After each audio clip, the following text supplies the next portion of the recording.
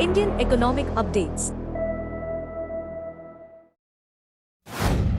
Driven by the national pension system, pension funds are increasingly investing in government bonds, reaching a record 4.4% ownership in the last quarter of 2023, up from 3.91% the previous year.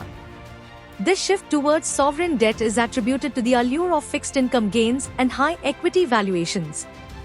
Fund managers see government bond ownership as indicative of NPS debt investments, amounting to around 40% of the total assets under management for 2023-24. With yields on government bonds declining, investors anticipate price gains. Additionally, India's inclusion in global bond indices is expected to further soften yields, contrasting with elevated equity valuations. The Indian government is actively engaging with companies and industry associations to gather insights for crafting policies aimed at encouraging electronics manufacturers, including major players like Apple, to ramp up design activities within India. The Ministry of Electronics and Information Technology has conducted meetings with industry bodies such as the India Cellular and Electronics Association, which includes Apple among its members. Additionally, discussions have been initiated with IITs to explore the feasibility of conducting a study on this subject. The objective is to identify areas within the electronic supply chain that can be localized and enhance domestic value addition to capture a larger share of the global market. Furthermore, there's a focus on ensuring that India retains intellectual property rights for these designs, particularly in semiconductor and chip domains. India's manufacturing activity reached 58.8 in April, slightly lower than the previous month's 16-year high of 59.1, marking the second fastest improvement in 3.5 years driven by robust demand. The HSBC India Manufacturing Purchasing Managers Index stayed above the expansion threshold of 50, though at a slower pace than in March.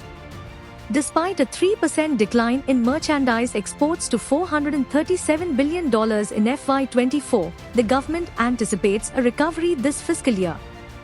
Additionally, international organizations raised India's FY25 growth forecast to 6.8%, attributing it to enhanced optimism, higher employment levels, improved purchasing activity, and resilient demand, allowing manufacturers to maintain pricing power despite modest increases in input costs. OECD raises India's growth forecast to 6.6% for FY25 due to robust investment and enhanced business confidence. The organization anticipates sustained GDP growth of just over 6.5% in both FY25 and FY26, despite sluggish private consumption. Public investment is expected to drive growth, similar to the previous fiscal, with strong demand in infrastructure and services sectors. Other international agencies have also revised India's growth upwards, citing strong domestic fundamentals. However, OECD warns of downside risks like supply chain disruptions and food inflation. It forecasts a gradual decline in headline inflation, prompting expectations of interest rate cuts by RBI starting from the second half of 2024. India has presented a case to the International Labour Organization for enhanced representation at its decision-making level, urging a recalibration of assessment criteria for greater fairness. It proposes integrating population and labour force data into the assessment metrics to ensure future equity.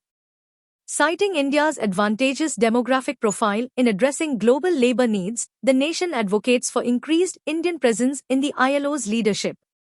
Currently, a country's representation is predominantly determined by membership and financial contributions relative to global income.